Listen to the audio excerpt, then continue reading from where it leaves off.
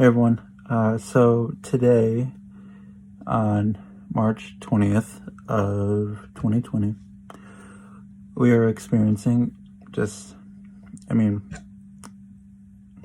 I don't even want to say it because it's a time of really figuring out who you are.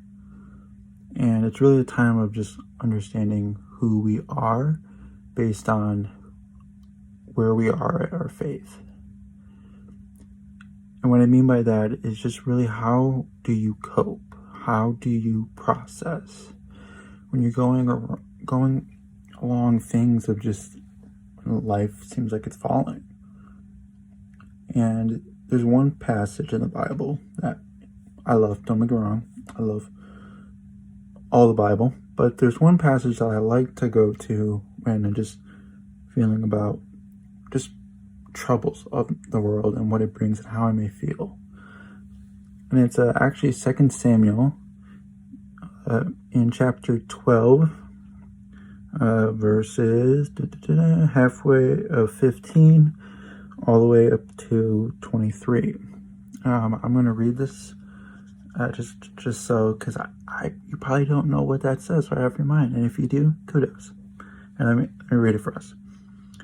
Actually, I'll read verse 15, all of it, not just part of it. Anyways, it says this: Then Nathan went to his house, and the Lord afflicted the child that Uriah's wife bore to David, and he became sick. David therefore sought out God on behalf of the child. And David fasted and went in and lay all night on the ground. And the elders of his house stood beside him to raise him from the ground, but he would not. Nor did he eat the food with them. On the seventh day the child died, and the servants of David were afraid to tell him that the child was dead. For they said, Behold, while the child was yet alive, we spoke to him, he did not listen to us. How then can we say to him, the child is dead? How may do himself some harm? But when David saw that his servants were whispering together, David understood that the child was dead. And David said to the servants, Is the child dead? They said, He is dead. Then David arose from the earth, washed and anointed himself, and changed his clothes. And he went into the house of the Lord and worshipped. He then went to his own house, and when he asked, they set food before him, and he ate. And then his servant said to him, What is this thing that you have done? You fasted and wept for the child when he was alive, but when the child died, you arose and ate. He said, David, While the child was still alive, I fasted and wept, for I said, Who knows whether the Lord will be gracious to me, that the child may live? But now he is dead, and why should I fast? Can I bring him back again? I shall go to him, but he will not return to me. Now, the reason why I like this passage is, one, because you see David being, you see the love he has, not just for God, but for the ones he loves, a child. And yes, there are things that I find very interesting in here, but there's something that he does that really, there again, like, it strikes the person, but it strikes me as well. It says, Then David arose from the earth and washed and anointed himself, and changed his clothes, and he went into the house of the Lord and worshipped. He then went into his own house, and when he asked, they set food before him, and he ate. And I love the question they ask. You fasted and wept for the child when he was alive, but when the child died, you rose and ate.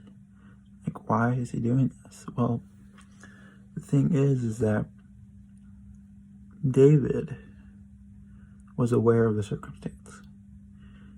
Back then, fasting and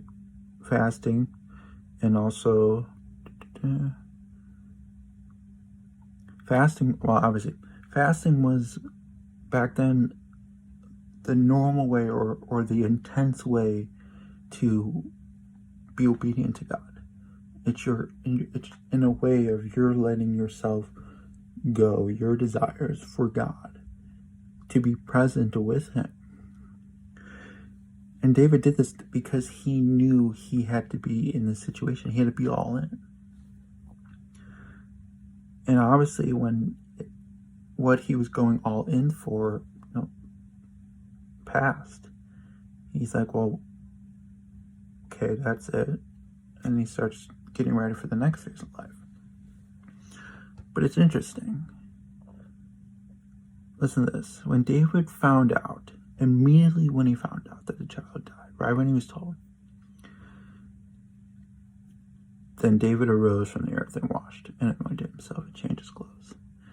It wasn't just, then, David got up, stretched out a little, thought about maybe going on with the day. No, he immediately went on to the next thing.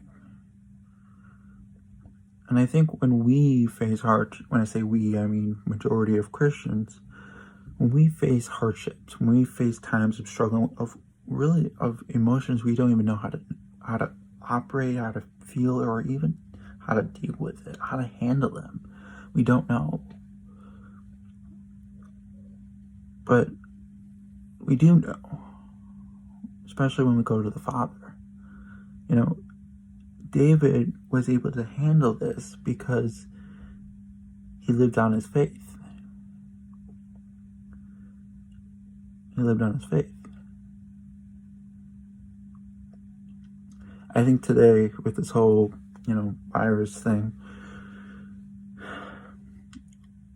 we say we need faith over fear. Cool, great. But I want to challenge you this way. Think about this. There was the pandemic of everything. But if you think about, there's this thing, I don't really remember what it was called, but it comes to the lines of when people started freaking out. When people start freaking out, they look what other people are doing. When people saw buying a lot of toilet paper, therefore people's like, I should get toilet paper. And next thing you know, people are just buying a lot of toilet paper just because of one person decided to buy a lot of toilet paper. And it's called this thing of when we look at what others are doing, we say I should be doing that, so I'm going to start doing it. Well, why don't we as Christians, those who are to show his faith, show his love, what if we every day start start our day with faith? We don't slowly get there. We don't wait till our church does its thing to get us reconnected. No. We start the day with faith. Because once you start with faith, once you start with Christ, your day usually gets better. When I say usually, I'm putting it lightly. It does get better.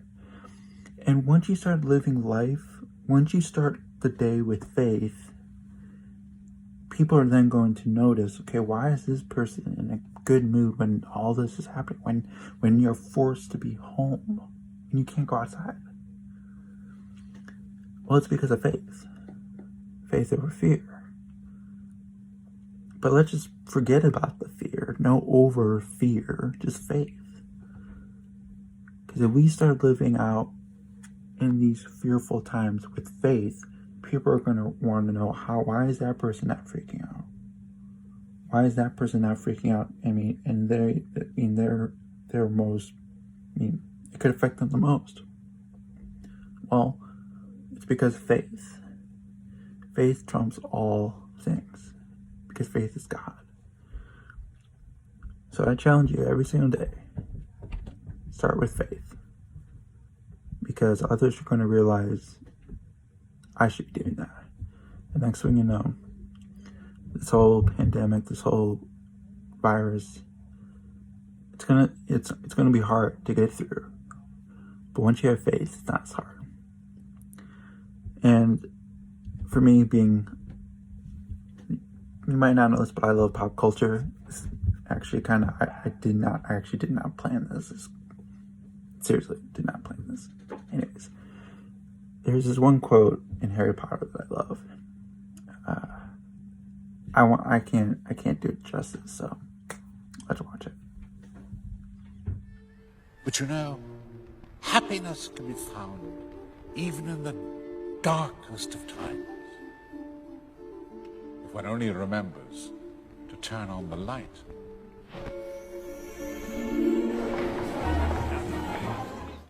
And it's interesting because in the Bible, when you talk about light, what is it being referenced to? Jesus. Happiness can always be found in the darkest times if someone just remembers to turn on the light. See, for us, we need to remember to turn on the light, to turn on our faith, to turn on the Bible, to let the Bible feed us of faith. Because no matter the darkness, no matter the pit, no matter how hard life is, if you remember to turn on the light, to go to the light, to start your day with the light, happiness can be found. And if you're happy during a dark time, people want to know, why are they happy? And you tell them. And next thing we know, this pandemic isn't one that is filled with fear, it's filled with faith, where we are now growing in our faith, even though we are forced to stay inside. Don't know why I said it that way, but it is. So just know God is there. He has seen this happen. It has played out. Just know God is in this. He's not absent. He's present, and He's not, over there in the corner. He's in the midst of it all. He's got us, and He's with us. Thank you guys for listening, watching. I hope you guys enjoyed it, and it could. Hope you enjoyed it, and may God bless you.